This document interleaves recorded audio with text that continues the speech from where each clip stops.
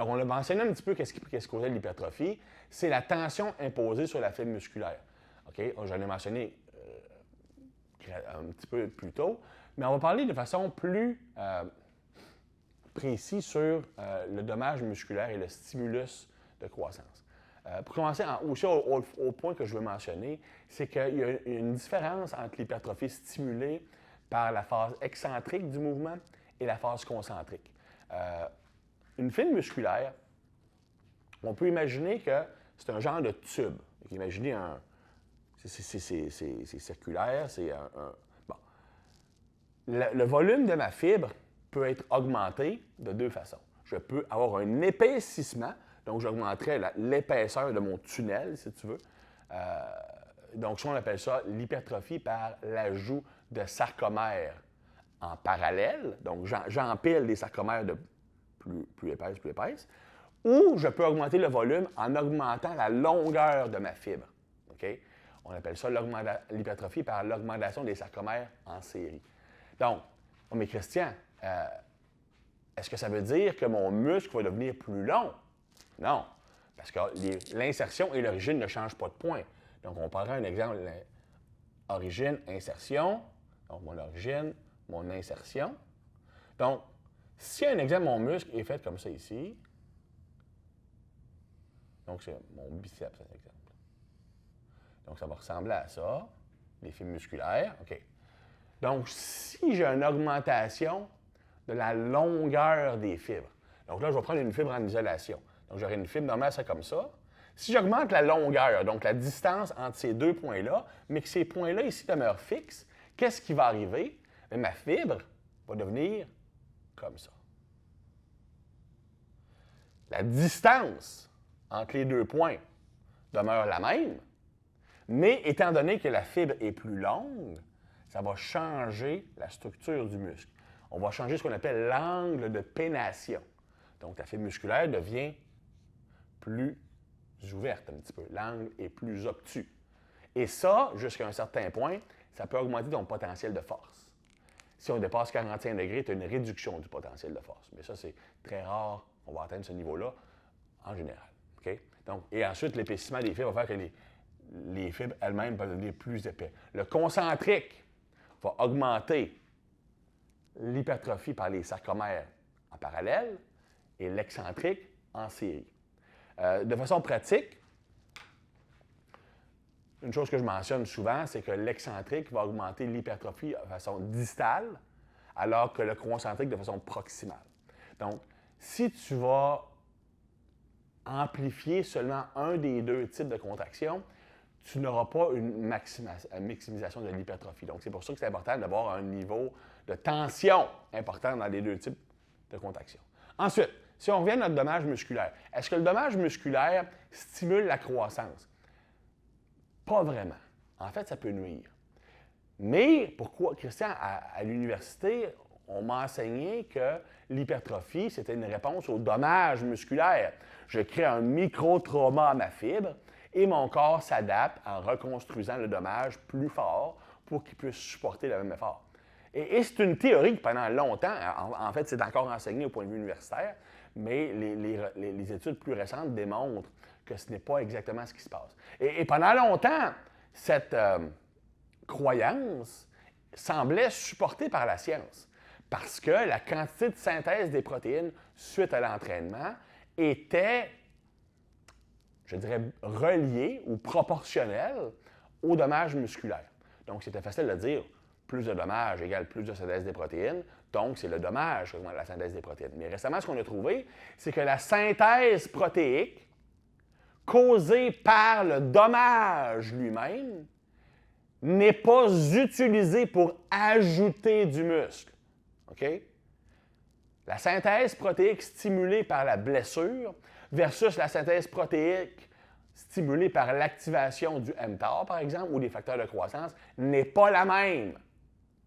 Et la synthèse protéique que tu causes pour réparer le dommage musculaire va être utilisée exclusivement pour réparer le dommage, pas pour ajouter du tissu. Okay? Et ça, c'est important parce que, en fait, si tu causes trop de dommages, tu peux nuire à l'hypertrophie. Parce qu'un athlète va être limité au point de vue physiologique, dans la quantité de synthèse protéique qu'il peut créer. Il va être limité par ses propres hormones anaboliques, par exemple. Okay?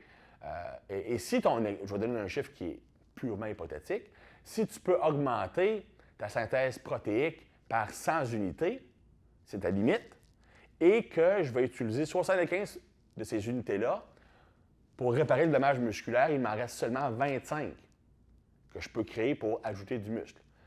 Par contre, si j'en utilise seulement 25 pour réparer le dommage musculaire créé, j'en ai 75 que je peux utiliser pour ajouter du muscle. Donc, causer plus de dommages à ta fibre, le gros, n'est pas une bonne méthode pour gagner plus de masse musculaire à moins d'utiliser des produits dopants. Okay? Donc, c'est une des raisons pourquoi un athlète, une autre des raisons pourquoi il doit tenter d'avoir la plus grande stimulation d'hypertrophie possible avec le moins de volume d'entraînement possible. Donc, un recap rapide, la clé pour l'hypertrophie, c'est la tension imposée sur chaque fibre. Il y a une différence entre la tension interne et la force externe. Donc, ce n'est pas parce que tu mets plus lourd sur la barre que tu as de plus en plus de tension. Si tu mets plus lourd sur la barre, tu as peut-être des patrons de compensation qui vont être utilisés. Tu as peut-être des facteurs élastiques qui vont être utilisés, facteurs de réflexe d'étirement qui vont être utilisés. Ça ne va pas nécessairement dire que tu vas avoir une meilleure stimulation, une meilleure tension de la fibre. Okay?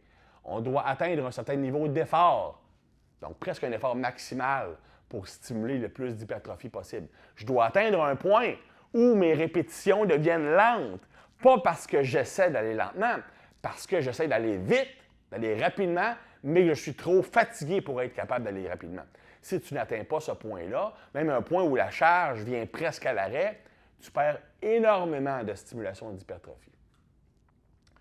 Donc, si on atteint l'échec musculaire ou une répétition en réserve, donc, si je vais au point où je vais faire la dernière répétition complète que je sais que je suis capable de faire dans une série, je vais avoir environ 5 répétitions dans ma série, quelle que soit la charge, qui va créer de l'hypertrophie. Okay? Que ce soit 70 sur la barre, 60 sur la barre, 30 sur la barre ou 80 sur la barre, seulement les 5 dernières répétitions proches de l'échec musculaire vont contribuer de façon importante à l'hypertrophie. Je vais vous montrer de façon graphique, ça ressemble à quoi ensuite. Donc, si on regarde une série ici, OK? Donc, on fait 12 répétitions. On va assumer que c'est un 12 RM. Donc, c'est le maximum que je peux faire pour 12 répétitions. Donc, les 3 premières répétitions, on remarque un effet 0 sur l'hypertrophie. Donc, si je fais seulement ces 3 répétitions-là, je n'ai aucun effet sur l'hypertrophie. Pourquoi? Parce que, même si la vitesse est relativement élevée, la production de force ou de stimulation est faible. Pourquoi? Parce que ma tension interne est très faible, parce que je vais relativement rapidement. Okay? Donc, j'ai un recrutement correct à cause d'une bonne vitesse, mais je n'ai pas de tension. Donc, je n'ai pas une haute efficacité de la répétition. Ensuite, on a une réduction de la vitesse un petit peu à cause qu'on commence à avoir une certaine fatigue. Donc, le recrutement est encore moyen. La tension est un petit peu moins pire, mais on n'est pas encore dans une zone où on a un effet significatif. Quand on regarde les 5 dernières répétitions, on a une énorme réduction de la vitesse. C'est là c'est comme si on frappait le mur, rendu à cette répétition-là ici, où là, on a un changement de vitesse drastique. On a un recrutement maximal des fibres parce que le niveau d'effort à fournir est très important. Et ma tension interne va être très, très élevée à cause de la vitesse réduite. Donc, ce sont les répétitions qui ont les 2 facteurs nécessaires à maximiser l'hypertrophie. Si je vais tenter d'aller lentement, volontairement, donc je fais pour avoir plus de tension, le gros. Oui, j'ai plus de tension que si j'allais rapidement, mais mon recrutement est plus faible, ce qui fait que je n'ai pas de changement. Donc, même si j'essaie d'aller lentement au début de ma série, l'effet va être le même. C'est seulement les 5 dernières répétitions qui ont un effet maximal. Si j'utilise une charge plus lourde, donc j'ai un 8 RM à la place d'un 12 RM, la résultante est la même. C'est seulement à partir de la 5e répétition avant l'échec que les 2 variables sont au point où elles doivent être pour stimuler l'hypertrophie. La différence entre mon 12 RM et mon 8 RM c'est que j'ai seulement 3 répétitions, entre guillemets, gaspillées. Et ça, si on se rappelle, fatigue centrale, moins j'ai besoin de faire un haut niveau de répétition, moins je crée de fatigue centrale. C'est pour ça qu'en hypertrophie, je préconise des répétitions plus faibles, du 6 à 10 répétitions normalement, pour avoir une moins grande fatigue centrale, mais j'ai la même stimulation d'hypertrophie si j'atteins le même niveau d'effort. Okay? Par contre, une chose que je dois mentionner, et là, on parle plus d'un apport pour les athlètes, c'est que le type de... Si on parle strictement au point de vue de l'hypertrophie, la quantité de masse stimulée pour une série, que tu utilises 30 ou 80 si tu atteins le même niveau d'effort, donc ces 5 dernières répétitions-là, je vais avoir la même quantité d'hypertrophie stimulée pour cette série-là. Par contre, il y a des sous-adaptations différentes selon le nombre de répétitions que tu dois faire. Un exemple, si je fais un 5 RM, donc je commence à 85 de mon maximum, je fais 5 répétitions, j'ai des facteurs neurologiques, nerveux, qui vont être développés de façon beaucoup plus importante que si j'utilise une charge de 60 pour faire l'hypertrophie. Donc, même si dans les deux cas, la quantité de masse musculaire stimulée pour ma série est relativement la même, avec du 85 j'ai beaucoup plus d'adaptation neurologique au point de vue recrutement d'effets musculaires rapides, vitesse de secousse, coordination intra-intermusculaire, etc., qui vont favoriser le développement de la force. Par contre, des répétitions plus longues, si je fais un exemple, une série qui va durer 40, 60, 70 secondes, je peux développer la tolérance à l'acide lactique.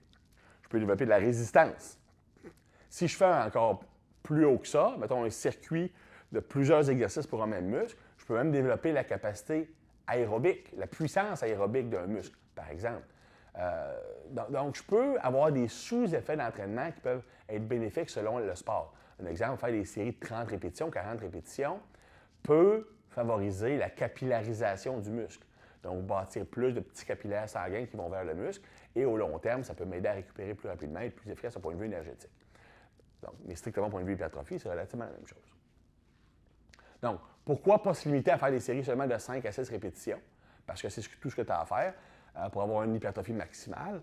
Bien, c'est parce que pour certains exercices, l'utilisation des charges lourdes peut mener à une moins grande tension sur le muscle. Un exemple, en élévation latérale, si tu vas utiliser une charge qui te permet de faire 5 répétitions, souvent, tu vas avoir des compensations musculaires, qui fait que le muscle que tu cibles ne sera peut-être pas aussi bien travaillé. Donc, on a moins d'effet. Ensuite, évidemment, constamment utiliser des charges de 85 et plus, ou 82 à 85 87 au point de vue articulaire, au point de vue tendineux, c'est peut-être pas optimal, surtout pour un athlète qui a déjà beaucoup de travail qui va solliciter ces structures-là.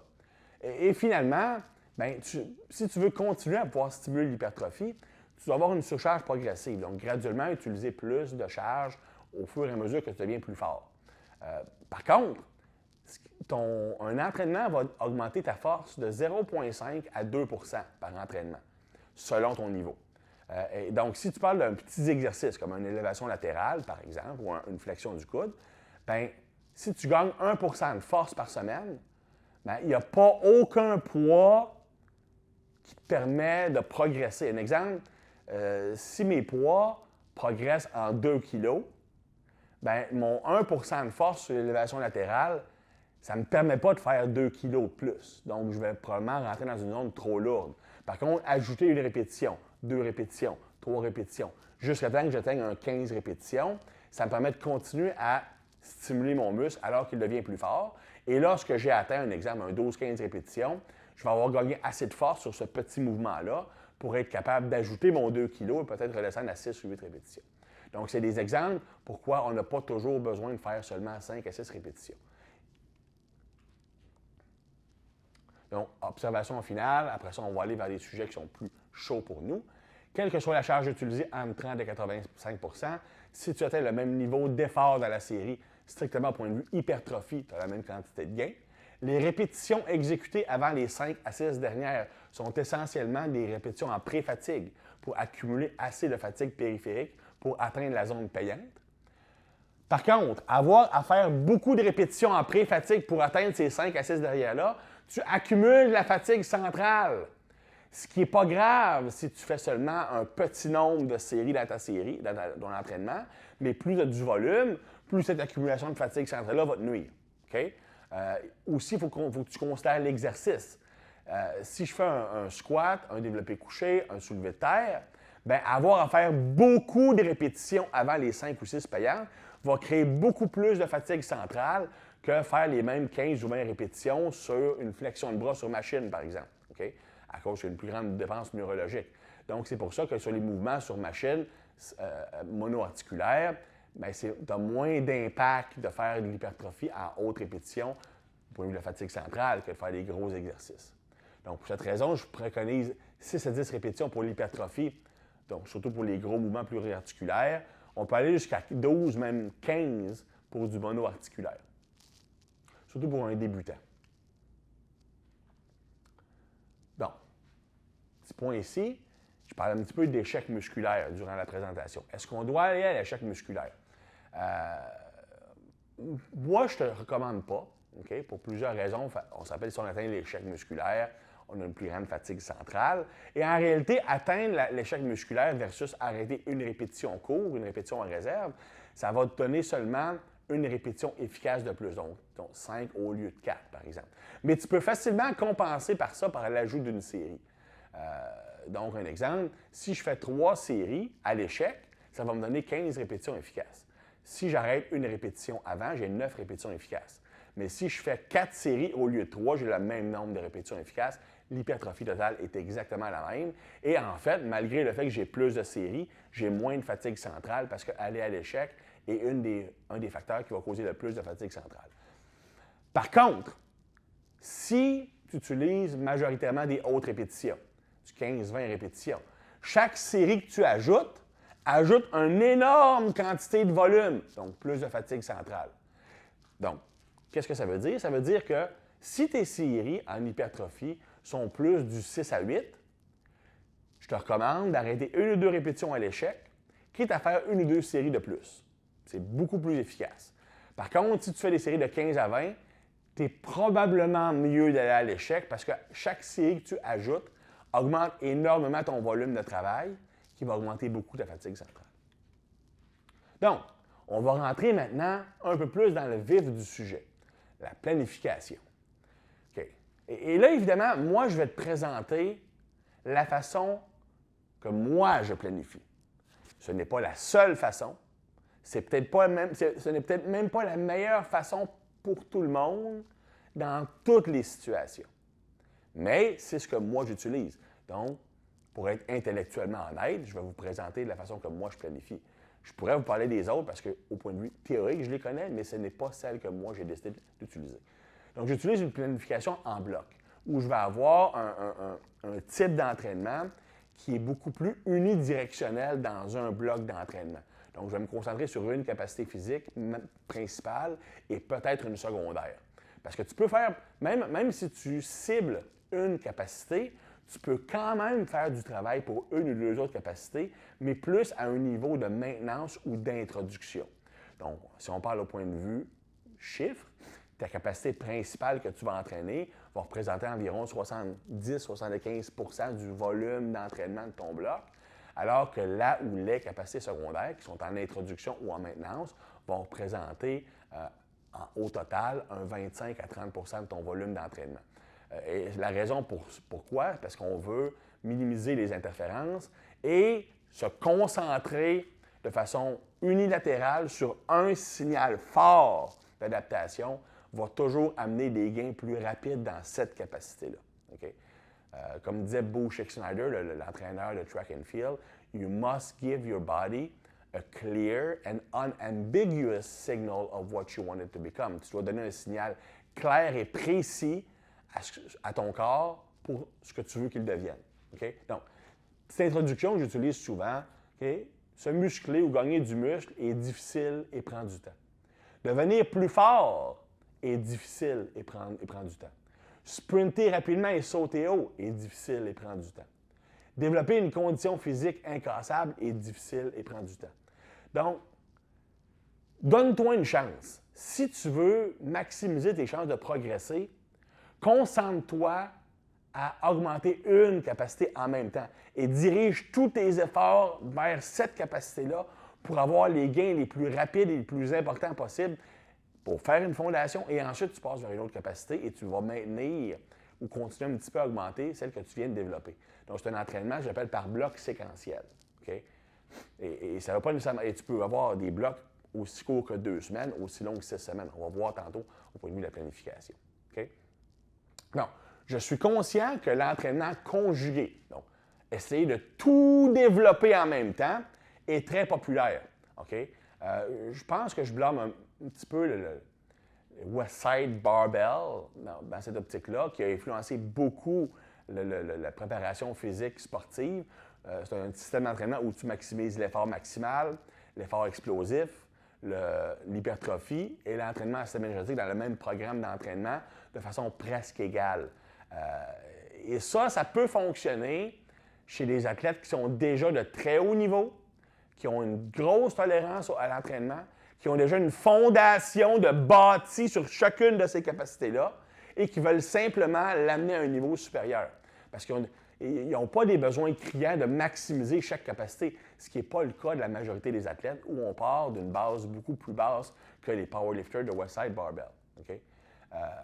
Donc, on parle, vraiment, moi, ce que j'utilise, c'est chaque bloc d'entraînement a un objectif très clair.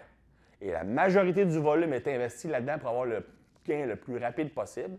On peut avoir une charge de maintenance pour une ou deux autres capacités ou encore d'introduction. Okay. Deuxième raison pourquoi je préconise ça, l'amélioration de la planification. L'amélioration d'un objectif peut poser des bases pour faciliter le développement du prochain. Donc, j'aime dire que l'hypertrophie est la fondation de la force est la fondation de la puissance est la fondation de la vitesse est la fondation de l'agilité. Okay? Donc, en augmentant ta force, même sans l'entraîner, tu as une augmentation de la puissance et même de la vitesse. Je te dirais que juste un exemple, une étude par Schumel avait démontré que simplement faire passer ton squat de 1,25 fois ton poids de corps à 2 fois ton poids de corps sans faire de travail explosif, ça augmente ta vitesse et ton impulsion. Plusieurs études qui regardent l'augmentation de la force au squat ou au demi-squat démontrent que simplement devenir plus fort va augmenter la hauteur de saut et la vitesse de course. Okay?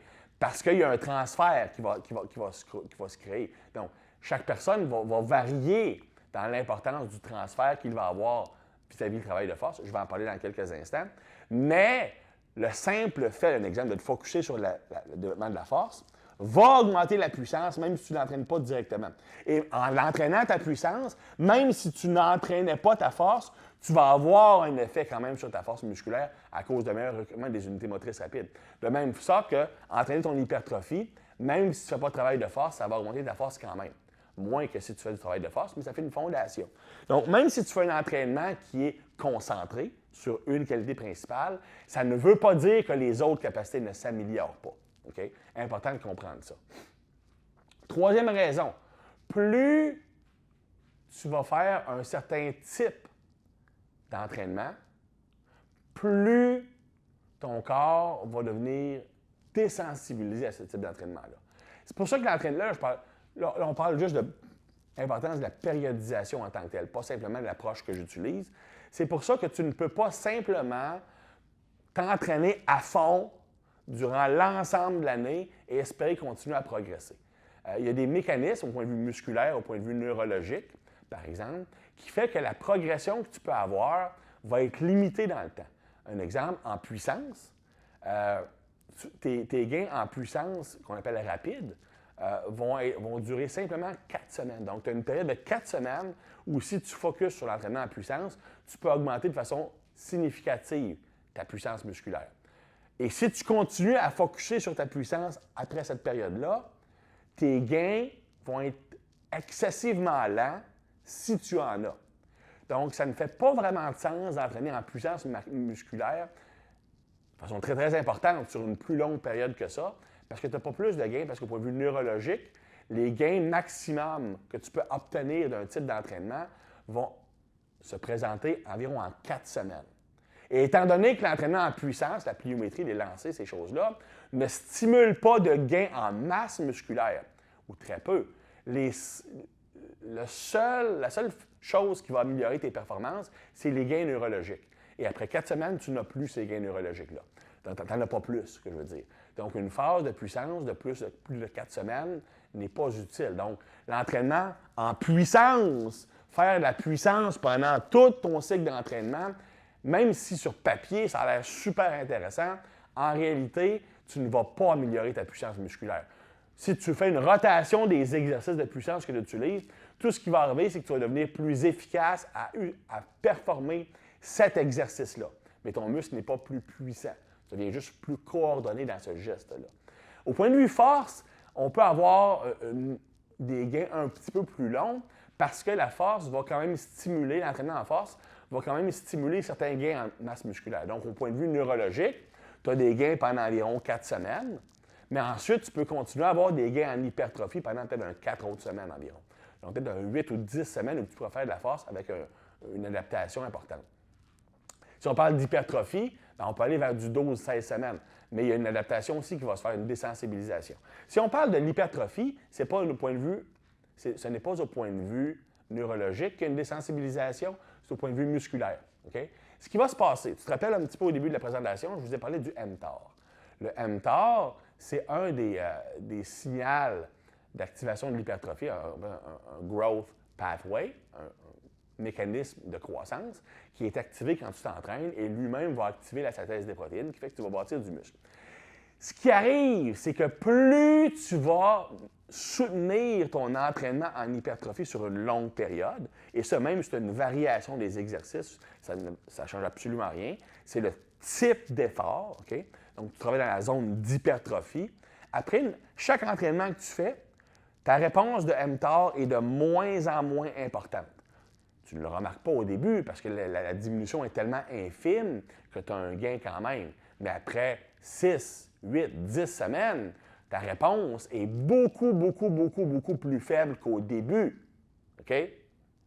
Qui fait en sorte qu'après une certaine période de temps, l'entraînement en hypertrophie, même s'il est optimal, même si c'est poussé à fond, même si tu as un support nutritionnel hors norme, ton entraînement ne stimulera plus d'hypertrophie. Parce que ta réponse d'mTOR et la synthèse des protéines suite à l'entraînement est devenue très faible. C'est une désensibilisation à l'entraînement. Et ça a été démontré dans une étude très récente. Je vais te donner le lien ensuite. La bonne nouvelle, c'est qu'une période de réduction importante de l'entraînement, soit un arrêt complet d'environ 2 semaines ou une phase de maintien avec environ un tiers à 25 à 33 de ton volume d'entraînement durant ton cycle, maintien de 4 à 6 semaines, va rétablir ta sensibilité du mTOR et tu vas pouvoir progresser à nouveau. C'est de là l'importance, même si tu serais seulement intéressé par l'hypertrophie, d'avoir un entraînement cyclique où tu vas graduellement augmenter les demandes d'entraînement pour compenser par la réduction de la sensibilité, jusqu'à temps que tu atteignes ton seuil où là, tu ne peux plus augmenter la quantité d'entraînement parce que tu es à ton maximum de tolérance, mais tu n'as plus de réponse. Donc là, tu vas avoir une réduction ou un arrêt d'entraînement pour resensibiliser ton corps. L'importance de l'approche cyclique ou périodisée de l'entraînement. Donc, l'étude que je vous mentionnais, vous avez le lien ici. Donc, c'est une étude qui regardait et qui démontrait qu'après une certaine période de temps, ta réponse de mTOR suite à l'exercice diminue. Et après une période de désentraînement, tu as une resensibilisation qui va te permettre de continuer à progresser. Donc, c'est pour ça que c'est important d'avoir un entraînement cyclique, quel que soit votre objectif.